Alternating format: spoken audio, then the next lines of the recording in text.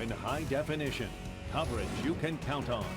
This is KSLA News 12 at 5.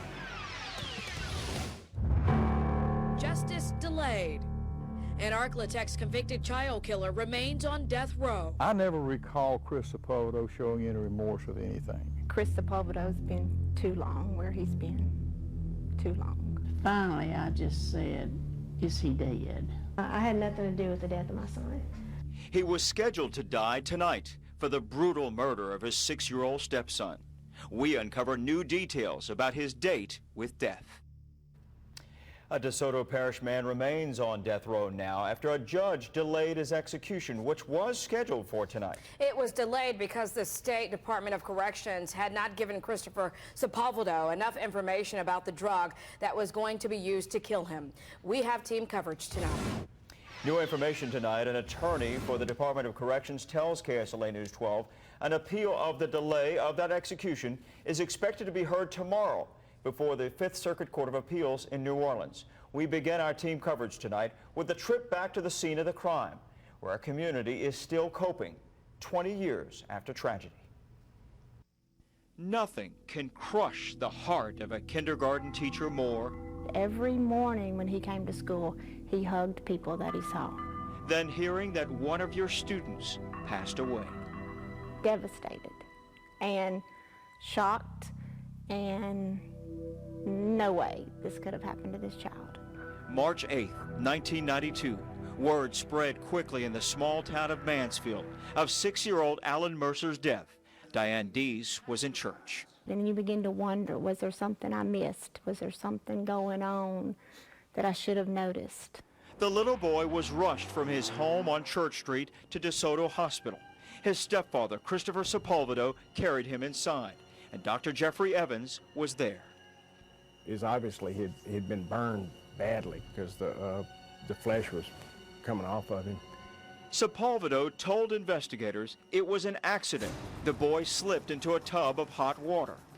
He was already dead. We could tell that. Now, how long he had been dead? Probably less than 2 hours, I would say. It was obvious that something terrible had happened to that child. I was like shocked.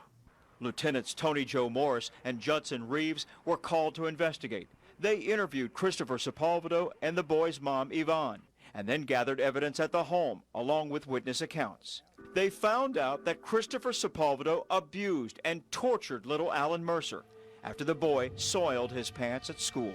And he had a fear of Chris. I mean, it was a horror. There were beatings and threats to hang the little boy. And that's not all. They didn't feed him Friday night. They didn't feed him Saturday at all. Investigators say Yvonne and Christopher Sepulvado even made the boy sleep in his soiled clothes, both nights on this trunk, right in front of his bed. What happened next at this home was even more heinous. Investigators say Christopher Sepulvado grabbed the handle of a screwdriver and struck Allan Mercer numerous times over the head until he was unconscious. That was in his bedroom. Then he lifted the body, brought it over to the bathroom, and lowered it into a tub filled with scalding water. I immediately looked at the water heater as to what the thermostat was on the water heater. And what was that? If I remember correctly, it was 210 degrees. Evidence showed Christopher Sepulvado made up his story. Yeah, the story didn't make sense. The severe burns were mostly on the boy's back. Now, his hands and toes were spared, which is consistent with immersing the person. A horrifying end to a young life. There are only memories now, kept alive all these years later by a single file, and the painful thought of what could have been.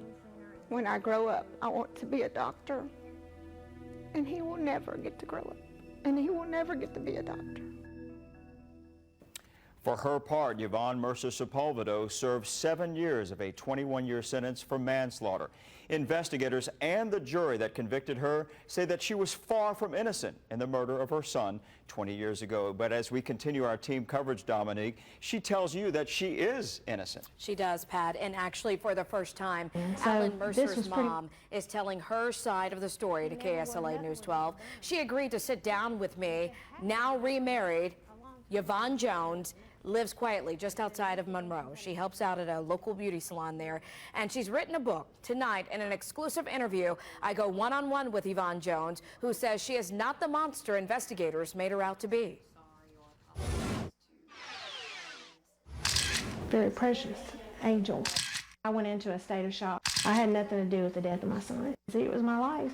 It is still difficult for Yvonne Jones to talk about the day her 6-year-old son, Allan Mercer, was dipped into a tub full of scalding water. Her ex-husband, Christopher Sepulvado, was convicted of first-degree murder and sentenced to death. Then, you're arrested. Yeah. I'm arrested. And like I said, Yvonne said detectives told her it's not what she did, but what she didn't do. you know, it's like, you were there, you should have stopped it. She was originally charged with first-degree murder, followed by a mistrial. In a second trial, she faced manslaughter. All I knew was what my daddy had told me. Honey, all I can do is tell you, just tell the truth, and the truth will set you free. In the end, she was sentenced to 21 years in prison. She did 7.5 years before she was released. That was 11 years ago. Now Yvonne has written a book, A Time to Heal the Struggles of a Battered Woman. This is me. Parts of the book she talks about her life with Christopher Sepulvado and how she felt like a prisoner in her own home. She also talks about fearing the man she fell in love with. Some people would think that you are playing victim. I do consider myself to be a victim. Every battered woman is a victim. Even though she feels like a victim, she also feels partly responsible for not getting out of a toxic relationship sooner. And now she's hoping these pages will guide battered spouses into making the right decision. And they're going to be able to see that how God took me from a place of brokenness, a place of being battered, and a place of mental anguish and destitute and totally messed up, to a miracle, because in my eyes I'm a walking miracle. To read an excerpt from Yvonne Jones' book, A Time to Heal the Struggles of a Battered Woman, we have linked it to our website at ksla.com. Allan Mercer's paternal grandparents say they are tired of waiting. While in Monroe, I stopped by the home of Sonny and Maddie Mercer. Their son was married to Yvonne Jones and was Allan's father. We looked over newspaper clippings from 20 years ago and pictures from when Allan spent time with his grandparents. Now they say justice needs to be served. There's always consequences to mistakes we make or crimes we commit or whatever, so I think he needs to suffer those. Think it should have happened a long time ago? He's been on death row too long? Yeah. He was a mean guy. They had some of his other wives up there in the trial say it, tell him how bad he was to them. The Mercers were approached about watching the execution, but say they have no interest in witnessing Christopher Sepulvado's execution. Back to what's next for Christopher Sepulvado and the delay of his execution. I spoke to DeSoto Parish District Attorney Richard Johnson, who has this to say, quote, I am disappointed that the execution was delayed. However, I have faith that justice, although slow, is sure, unquote. Again, an appeal of that delay of Sepulvado's execution is expected to go before the 5th Circuit Court of Appeals tomorrow. We'll keep you posted, of course, on air and online.